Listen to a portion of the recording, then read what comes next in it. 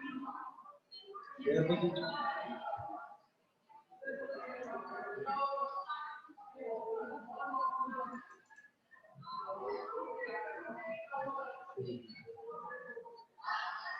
Morning, myself Ranjita प्रसाद।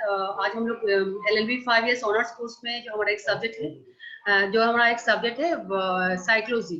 Psychology subject जो है उसके बारे में हम लोग पहले डिस्कस करेंगे। साइकोलॉजी जो टाइटल है उसका क्या मीनिंग है, और इसका हिंदी और इंग्लिश जो बाइलिंगुअल पढ़ाएंगे उसमें हम लोग को समझ में आ जाएगा कि साइकोलॉजी का क्या मतलब है। उसके बाद हम लोग इम्पोर्टेंट के बारे में पता करेंगे जो आखिर इसका इम्पोर्टेंट क्या है, LLB में साइकोलॉजी सब्जेक्ट को क्यों लाया गया है और इससे क्या बेनिफिट मिलेगा, मीन्स इम्पोर्टेंट क्या है। तो and operator will discuss about the psychology जो हमारा यूनिट है, जितने भी यूनिट है उस यूनिट के बारे में हम लोग डिस्कस करेंगे। ये 4 यूनिट है, 4 यूनिट में हमारा क्या क्या टाइटल है और topic and sub topic. So time to time हम लोग उसको डिस्कस करेंगे। तो first of all will try to discuss about the meaning of psychology. तो साइकोलॉजी का क्या मतलब है और उस पर हम इम्पोर्टेंट हम लोग बात करेंगे। तो साइकोलॉजी आगे हम लोग हिंदी में इसको बात करेंगे। तो इसका साइकोलॉजी का मीनिंग क्या होता है हिंदी में, उसको मनोविज्ञान कहते हैं। यानी कि इसको यदि संधि विच्छेद करें तो इसका मन और विज्ञान, इन दोनों को मिलकर बना है मनोविज्ञान। और इसको यदि इंग्लिश में हम लोग डिस्कस करेंगे तो इसको 2 पार्ट में जैसे होता है संधि विच्छेद होता है, साइकी एंड लोगस, इन दोनों को मिलकर साइकोलॉजी बनता है। तो साइकी का मतलब होता है सोल यानी कि आत्मा, और लोगस का मतलब होता है स्टडी करना, यानी कि आत्मा पर जो अध्ययन करते हैं, आत्मा के बारे में जो हम लोग अध्ययन करते हैं, बात करते हैं, जो प्रेजेंट करते हैं अपने व्यूज को, उसको बोलते हैं साइकोलॉजी। और मनोविज्ञान की सेम वही हो गया जो मन के भावनाओं को, विचारों को विज्ञान सम्मत तरीके से यदि उसको प्रेजेंट करते हैं साइंटिफिक तरीके से, तो उसको मनोविज्ञान बोलते हैं। तो हमारा जो टाइटल है सब्जेक्ट का मनोविज्ञान यानी कि साइकोलॉजी, उसको हम थोड़ा सा डिफाइन कर लिए।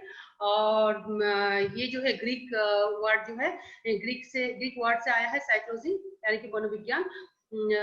तो हमारा जो LLB सब्जेक्ट है, LLB कोर्स में जो हमारा जो साइकोलॉजी सब्जेक्ट है उसका क्या इम्पोर्टेंट है।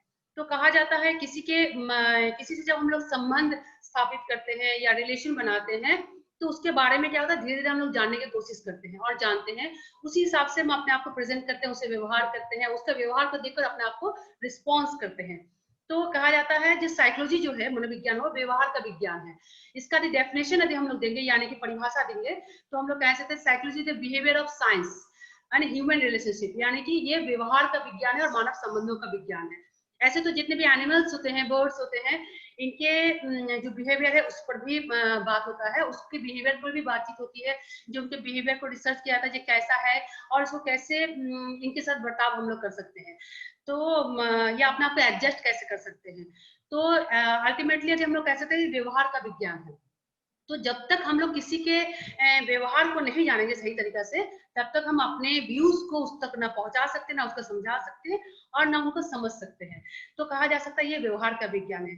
लेकिन ये जो डेफिनेशन है जो बिहेवियर ऑफ साइंस, ये इससे पहले भी हमारे 3 डेफिनेशन थे या 3 टाइप की धारणाएं थे या ओपिनियन था साइकोलॉजी के बारे में, यानी कि मनोविज्ञान के बारे में, जो कि से बहुत पहले साइकोलॉजी को सोल ऑफ साइंस यानी कि आत्मा का विज्ञान कहा जाता था।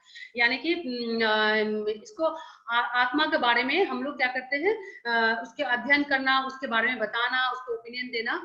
लेकिन जब साइकोलॉजी यानी बिहेवियर ऑफ साइंस, जिस भी शब्द के साथ या जिस भी मैटर के साथ साइंस शब्द जुड़ा होता है, तो उसमें क्या होता है, साइंस का मतलब ये होता है जो कोई भी अनुकूल परिस्थिति में 100% यदि हम लोग किसी भी चीज को लॉजिकली प्रूव करते हैं तो उसको क्या बोलते हैं, उसको साइंस बोलते हैं। यानी कि उसको प्रमाण करते हैं लॉजिकल तरीका से।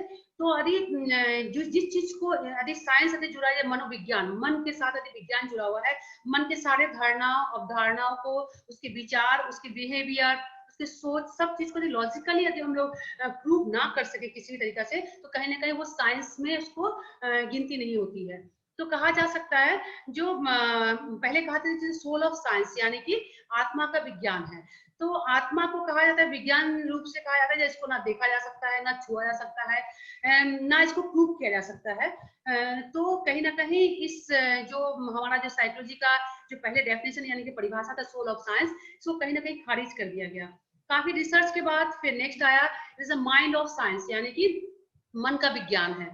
तो फिर वही बात आ गई, ये मन को भी, मन की दशा जो होती है हर एक समय में कुछ ना कुछ वो चेंजेस होते हैं। जैसे कोई इंसान सपोज दैट हंस रहा है या हंस रही है, तो क्या होता है, जो हमें ये पता नहीं चलता है तुरंत उसके जिसके व्यवहार के बारे में, पूरी तरीके से घटना के बारे में पता ना रहे हम लोग को, तो हमें ये नहीं पता चलता कि वो पर्सन जो अपना जो ये रिएक्शन दे रहा है हंसने का, उनका जो प्रेजेंटेशन है या हंसने का या किसी बात पर, तो वो दुखी होकर हंस रहा है या वो खुश होकर।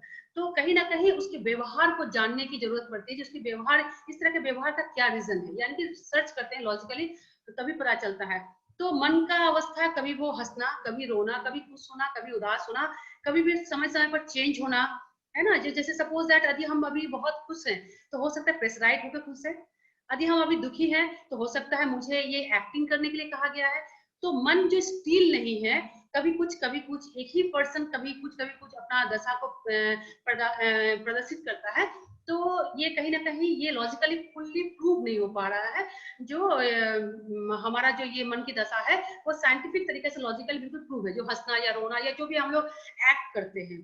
तो कहीं ना कहीं काफी समय के बाद इसका विवादित में रहा ये जो डेफिनेशन है या परिभाषा, तो ये कहीं ना कहीं चेंज हो गया, मतलब इसको खारिज किया गया, और इसके बदले में रिसर्च करके एक और डेफिनेशन को रखा गया, परिभाषा को, साइकोलॉजी की परिभाषा, it is consciousness of science, यानी कि आपके चेतन मन की विज्ञान है, इसको कहा गया। लेकिन मन की जो दशाएं होती हैं, जो चेतन अवचेतन, है ना, तो सपोज दैट अभी हमने कुछ देर पहले अपना इंट्रोडक्शन दिया था, my name is Ranjita Prasad, okay, and we are discussing about the psychology subject. तो कहीं ना कहीं साइकोलॉजी शब्द आपके मन में, कुछ देर से साइकोलॉजी के बारे में हम बात कर रहे हैं, तो कहीं ना कहीं चेतन मन में, यानी कि हमारे जो कॉन्शियसनेस जो है इस चीज को सुन रहा है या अपने आप के अंदर होल्ड हो रहा है, कहीं ना कहीं रीड हो रहा है, ऑब्जर्व हो रहा है, होल्डिंग हो रहा है। और कभी यदि हम पूछिए, कुछ देर बाद यदि पूछा जाए 10 मिनट के बाद, क्लास ओवर होने के बाद, जो किस क्लास में आप थे या क्या सुन रहे थे या किसको सुन रहे थे, कौन इस सब्जेक्ट को प्रेजेंट कर रहा था, तो आप यदि बेहतर से सुने होंगे, बहुत बेहतर से उसको ऑब्जर्व किए होंगे, उसको लर्न किए होंगे, होल्ड किए होंगे, तो उसको रिकॉल कर पाएंगे कि रंजिता प्रसाद नाम के एक मैम जो कुछ देर पहले हमें साइकोलॉजी पढ़ा के गई है LLB 5 इयर्स ऑनर्स में, फर्स्ट सेमिस्टर में। तो जो जिस तरीके से मन की जो आपका चेतन अवस्था जो है, कॉन्शियसनेस जिस तरीके से चीजों को होल्ड करता है, ऑब्जर्व करता है, उसी तरीके से उसको रिकॉल करता है। तो कहीं ना कहीं हम इस चीज को कह सकते हैं, अरे एक ही क्लास में बैठकर कुछ स्टूडेंट्स होते हैं जिसको कॉन्शियसली सुनते हैं, तो कॉन्शियसली वो रिकॉल कर सकते हैं, रिकॉल किए, उसको प्रेजेंट किया, रिकॉग्नाइज कर दिया, यस साइकोलॉजी सब्जेक्ट हम लोग पढ़ रहे थे फर्स्ट सेमिस्टर में LLB 5 इयर्स में। लेकिन जो लोग नहीं सुन रहे थे, जिसका कॉन्शियसनेस उस समय सही नहीं था, तो कहीं ना कहीं जब रिकॉल करेंगे, तो उसका कॉन्शियसनेस से वो सबकॉन्शियस अनकॉन्शियस में चला जाएगा, अनकॉन्शियस से वो उसको रिकॉल ही नहीं कर पाएंगे सही तरीका से, और अपने आप को प्रेजेंट नहीं कर पाएंगे। तो कहीं ना कहीं हम कह सकते हैं इसका भी स्टेबिलिटी नहीं है। कहीं ना कहीं हम लोग कह सकते हैं मन की दशा जो कॉन्शियसनेस है, कॉन्शियस में जो मन की दशा है, वो कहीं ना कहीं अपने आप को 100% प्रूव नहीं कर पा रहा है। जब 100% प्रूव नहीं कर पा रहा है, तो कहीं ना कहीं ये साइंस में, साइंस का अंडर में नहीं आ रहा है। तो मनोविज्ञान को हम लोग क्या करते हैं, इसको सही से प्रेजेंट नहीं कर पा रहे हैं। तो कहीं ना कहीं काफी विवादित होने के बाद, काफी रिसर्च होने के बाद, इस चीज को भी खारिज करके जो काफी समय के बाद एक साइकोलॉजी का एक न्यू डेफिनेशन यानी कि परिभाषा को रखा गया। उस परिभाषा it is a behaviour of science, यानी कि व्यवहार का विज्ञान है।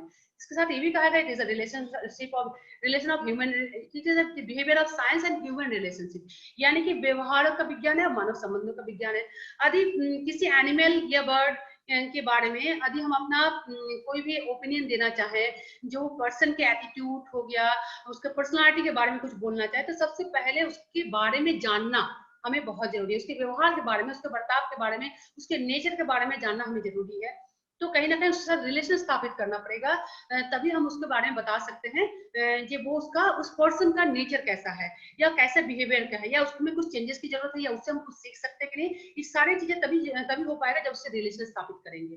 जैसे हम लोग घर में पेट एनिमल होते हैं, डॉगी होते हैं या पैरट रखते हैं, कुछ भी, तो उससे क्या होता है, बहुत ही प्यारा सा रिलेशन बन जाता है। तो कहीं ना कहीं वो हमें समझते हैं, हमारे बिहेवियर को समझते हैं, जब उसको हम प्यार दुलार करते हैं, तो कहीं ना कहीं वो हमें देखकर वो भी पहुंच जाता है, डॉगी जो होता है ना। कभी कभी एग्रेसिव हो जाता है, जब उसको बहुत परेशान करते हैं, तो कहीं ना कहीं हमारे बिहेवियर के कन्वर्सेशन जो है लैंग्वेज का, तो वो बिहेवियर के थ्रू हम एक दूसरे में क्या होता है, ट्रांसफर होता है उसको ऑब्जर्व करते हैं, वो रिकॉर्ड करता है, और उसके बाद फिर क्या होता है, जब चीजों को हम लोग बोलते हैं तो उसको रिकॉर्ड करके हमें पहचानता है या अपने बिहेवियर को शो करता है, या हम अपना शो करते हैं जहाँ आज डॉगी का मूड अच्छा नहीं है क्योंकि उसका बहुत बहुत ही सुस्त हालत में है। तो इस तरह से क्या होता है, रिलेशन बनाना बहुत ही जरूरी होता है। सपोज दैट अभी आप कहेंगे कि मैम ये साइकोलॉजी में बिहेवियर का जो अपना इंपॉर्टेंट है वो हमारे एलएलबी ऑनर्स में क्या जरूरत है, या एलएलबी कोर्स में क्या जरूरत है, तो कहीं ना कहीं हम लोग वकील बनने जा रहे हैं। तो जब तक हम लोग अपने क्लाइंट के जो बिहेवियर का उसके पेशेंस के साथ जब तक नहीं सुनेंगे, समझने के पेशेंस नहीं लाएंगे, उस चीज को प्रॉब्लम सॉल्विंग की तरफ जब तक नहीं जाएंगे, तब तक हमारा वो अचीवमेंट नहीं हो पाएगा अपने केस के सक्सेस का। तो कहीं ना कहीं पहले बिहेवियर को, यानी कि नेचर ऑफ द केस, उसका केस का नेचर को समझना है, वो भी उसका बिहेवियर है, उसका साइलेंस बिहेवियर है। और पर्सन जब आपसे कुछ बात कह रहा है या कह रहे हैं तो क्या होता है, उनके भी बिहेवियर को हम लोग समझते हैं। तो इस तरह कहा जाता है जो एलएलबी में हमारा ये साइकोलॉजी सब्जेक्ट है। ऐसे तो काफी सारे फील्ड में ये बहुत रिनाउंड हो गया साइकोलॉजी, जैसे बिहेवियर, जैसे स्कूल लाइफ में जो हमारा जो टीचिंग लाइफ होता है, या टीचर्स होते हैं। सपोज दैट यदि हम एज अ टीचर आपको क्लास ले रहे हैं, ऑफलाइन हो या ऑनलाइन, जब आप प्रेजेंट कर रहे हैं अपने आप को, तो हम आपके बिहेवियर को, आपके फेस रीड को देख के हम बोल देंगे, या हम समझ जाएंगे कि आप अटेंटिव नहीं है क्लास में, आपका माइंड कहीं और चला, या हो सकता है आप मोबाइल देख रहे हैं, या हो सकता है किसी से बात कर रहे हैं, या तो हो सकता है मुझे आप बेहतर से सुनना नहीं चाहते। तो कहीं ना आपका फेस रीडिंग भी कहीं ना कहीं 90% इस चीज को शो करता है कि आप कितना अटेंटिव है और क्लास को कितना बेहतर सब सुन रहे हैं, या मेरे लेक्चर को कितना बेहतर सुन रहे हैं और इस चीज को ऑब्जर्व कर रहे हैं, इस चीज को आप रिकॉर्ड कर रहे हैं, फिर आप बेहतर से आप रिकॉल करके हम जो पूछते हैं उसको आप प्रेजेंट कर सकते हैं। तो बिहेवियर को समझने के लिए हर एक फील्ड में साइकोलॉजी का बहुत ही इंपॉर्टेंट है। तो first of all class we have already discussion about the title, the psychology का क्या टाइटल, साइकोलॉजी जो टाइटल है इसका हिंदी में जो मनोविज्ञान कहते हैं, मन और विज्ञान का मतलब क्या हुआ, और ये कहाँ से ओरिजिन हुआ है, प्लस साइकोलॉजी जो है साइकी एंड लोगस से बना है, इसका दोनों का अर्थ क्या है, साइकी का मतलब क्या होता है आत्मा, लोगस का मतलब होता है स्टडी करना। सो क्लास इवन ये भी हम लोग के, जो हम लोग जब एलएलबी के 5 इयर्स ऑनर्स कोर्स में यदि एलएलबी सॉरी साइकोलॉजी सब्जेक्ट यदि ऐड किया गया, ये हमारे सिलेबस में है, तो इसका इम्पोर्टेंट क्या है, तो कहीं ना कहीं हम लोग का काफी हद तक ये क्लियर हो गया जो हमारा जो ये सब्जेक्ट है जो साइकोलॉजी, इसका क्या इम्पोर्टेंट है। और क्लास हम लोग नेक्स्ट क्लास में पढ़ेंगे इसका नेचर क्या है, इसका स्कोप क्या है, क्योंकि इंसान का एक फितरत होता है जिस चीज में उसका इम्पोर्टेंट नहीं है, जिस चीज के बारे में उसमें वो बहुत ज्यादा इंटरेस्ट शो नहीं करता है। तो हमें ये जानना भी जरूरी है, पहले हम लोग ये जान लें साइकोलॉजी क्या है, कहाँ से ओरिजिन हुआ, इसका क्या इम्पोर्टेंट है, लेकिन इसका स्कोप क्या है हमारे फील्ड में, तो या क्या इम्पोर्टेंट रहेगा हमारे लाइफ में इन फ्यूचर, हमारे प्रोफेशन में भी। तो इसके बारे में हम डिस्कस करेंगे। क्लास आज हम लोग थोड़ा सा डिस्कस करेंगे जो हमारा जो सिलेबस है साइकोलॉजी का। तो साइकोलॉजी का सिलेबस में हमारा 4 यूनिट है, 4 यूनिट है। 4 यूनिट में फर्स्ट यूनिट हमारा है पर्सनालिटी। ओके, पर्सनालिटी हमारा टाइटल है यूनिट का। एंड आफ्टर दैट हम लोग कह सकते हैं जो इसका जो सब टॉपिक है, वो जितने भी हमारे लेक्चर्स होंगे उस लेक्चर में हम लोग टाइम टू टाइम उसके सारे डिस्कस करेंगे, सारे सब टॉपिक को। उसके बाद नेक्स्ट जो यूनिट है, यानी कि फर्स्ट यूनिट हमारा पर्सनालिटी, यानी कि हिंदी में उसको व्यक्तित्व, तो व्यक्तित्व के बारे में हम लोग बात किए। नेक्स्ट जो हमारा यूनिट है वो है एटीट्यूड। ओके, सो एटीट्यूड है, उसके सब टॉपिक है। थर्ड जो है मोटिवेशन, थर्ड जो हमारा यूनिट है उसका है मोटिवेशन, उसका सब टॉपिक है। सब टॉपिक हम लोग क्लास में जो हमारा लेक्चर होगा उसमें हम लोग डिस्कस करेंगे। And the fourth and last one is the leadership and the team building, यानी कि जो लीडरशिप एंड टीम बिल्डिंग है, ये हमारा fourth unit and last unit है। तो क्लास सबसे पहले तो आज हम लोग डिस्कस किए साइकोलॉजी के बारे में। कल हम लोग नेक्स्ट क्लास में डिस्कस करेंगे, नेक्स्ट हमारा क्लासेस होगा उसमें हम लोग डिस्कस करेंगे इसका स्कोप क्या है, इसका नेचर क्या है। तो हम लोग साइकोलॉजी का meaning, definition, important, nature and scope ये पूरी तरीके से क्लियर होने के बाद ही हम लोग जो नेक्स्ट उसका हमारा जो फर्स्ट यूनिट है पर्सनालिटी, उसके बारे में बात करेंगे। So class time to time हम लोग इसको और बेहतर से अपने तरीके से भी हम लोग बात करेंगे, जो हम लोग इसको और कैसे प्रेजेंट कर सकते हैं। So class thank you so much for today. And next जो हमारा क्लास होगा, सो हम लोग उसमें और भी कुछ डिस्कस करेंगे जो अभी बता दें। So thank you so much today. Thank